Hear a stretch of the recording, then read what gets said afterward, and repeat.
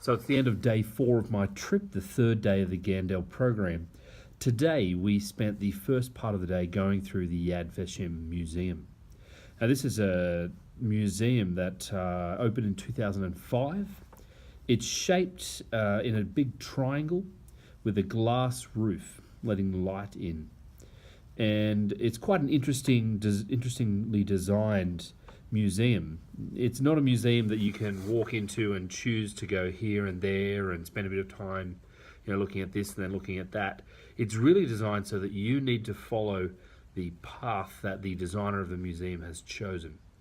And it begins in pre-war Jewish life, learning about the story of different Jews, and then you kind of descend into the museum and follow the path, looking at the story of the Jews in the Holocaust. One of the things I enjoyed most about the museum is that it does not focus on the Germans, doesn't focus on the Nazis. It focuses on the Jewish story.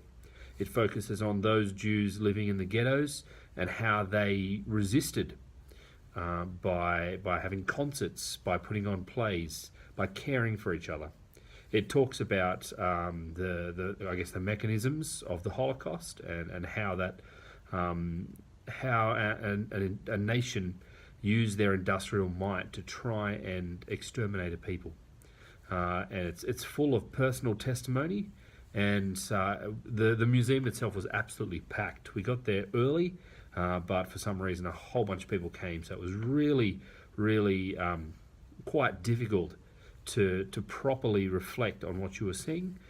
So a whole bunch of us tomorrow night staying behind and getting a transport back later, and we're going to stay at the museum well into the night, hoping that we'll have a lot more time to see aspects of that. We then travelled back to the classroom and had an hour-long reflection, each of us talking about what we saw in the museum and how we thought about that. Very interesting having teachers coming from different perspectives. Teachers had been to Auschwitz, teachers had been to Birkenau and to different camps in Poland as well. Teachers had been to the Sydney Jewish Museum, the Melbourne Holocaust Museum. They'd been to the Washington Holocaust Memorial and to the Berlin Memorial. And so they were comparing the way this museum is set up compared to those other museums, which was really interesting as well. We then had a session where we looked at the different types of projects that we can do for the Gandel program and what the expectations are around that.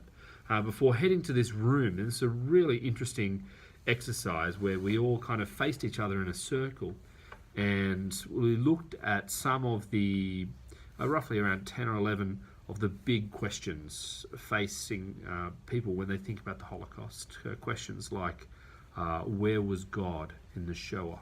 It's a Jewish word for the Holocaust. Or how do people become mass murderers?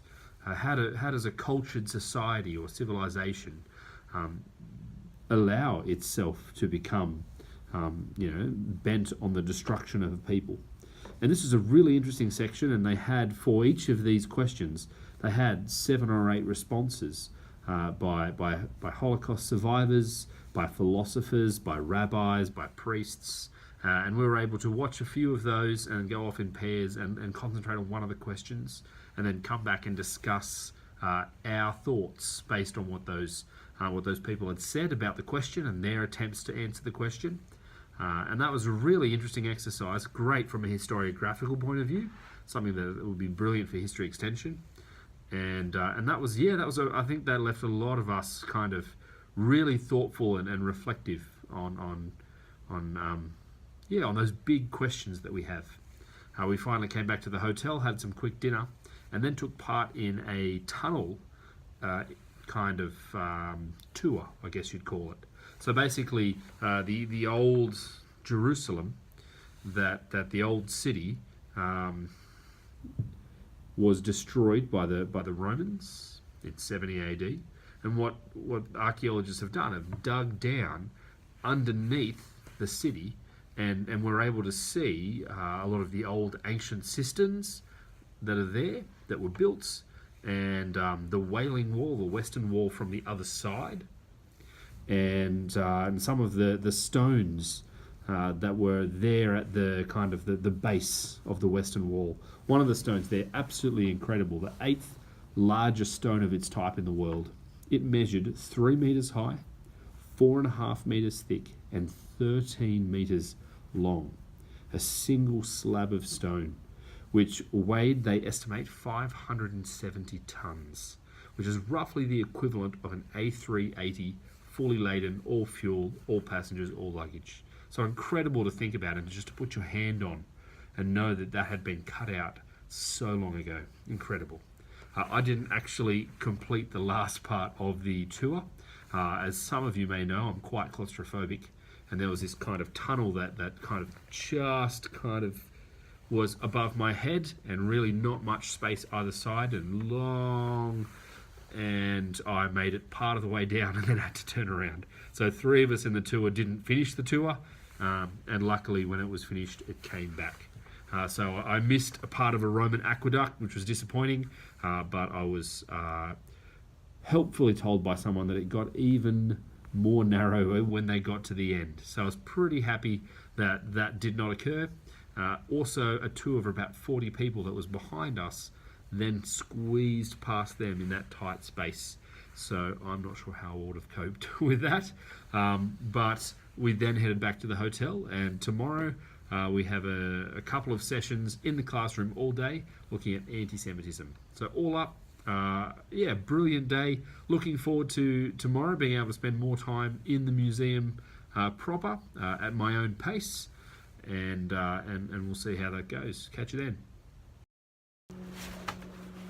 I'm in a tunnel underneath the city of Jerusalem, and being relatively claustrophobic, this is quite frightening.